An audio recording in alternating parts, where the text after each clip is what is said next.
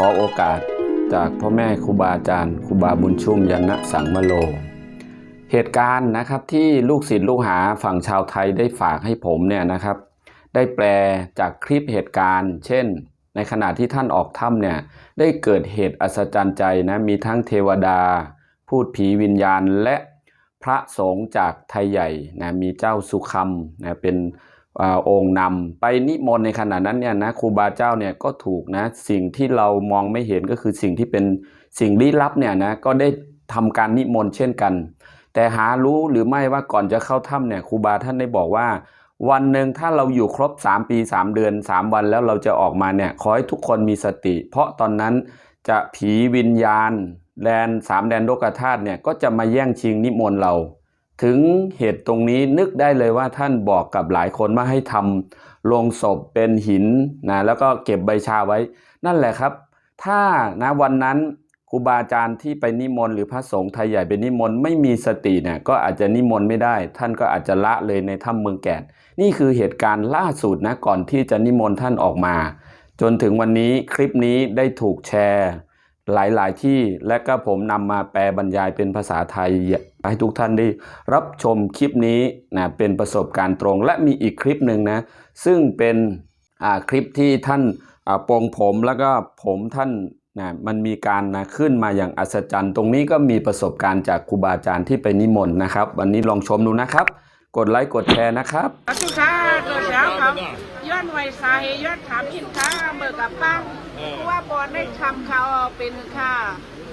คือในเขาฟังยามบนมันจะทับเป็นหมอก็ไม่กล้าถึงที่ว่าตีลูกในมันลูกไรมันจะว่าผีเขาสันไว้ในว่าเขาอันกันยองนั่นปีในทางที่ป้าจะใส่เงี้ยน้อยตัวเช้าค่ะหลัดในตัวทบอินค่ะให้ตะกาเลยจ้วมค่ะเราพวกกึ่งการเข้ากับฮันก็พวกผมกินหมักแห้งน้ำเดียวอ่ะค่ะอย่างไรป้าเหลียวยังนี่แหละอยู่ห้างกล้วยเนื้อทำได้ง่ายเนาะเพราะประดับอยู่ถุงเต้ได้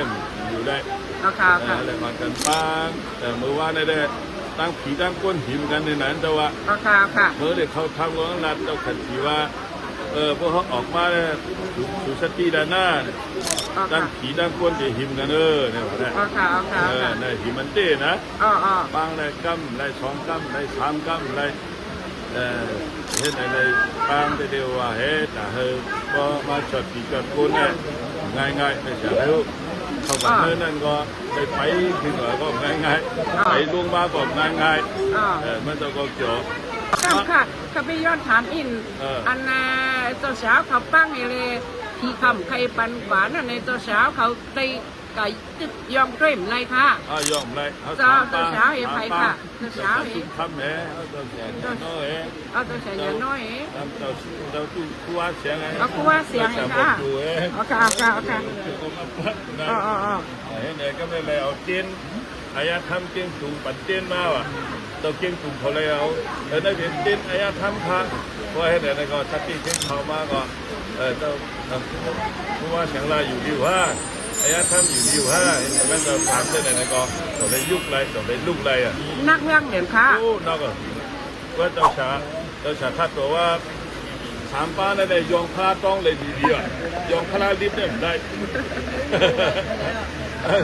โจ้มาค่ะเนาะเป็นอันหลักไล่กวนค่ะสาธุค่ะสาธุค่ะจมเลยจะทำมหาเนี่ย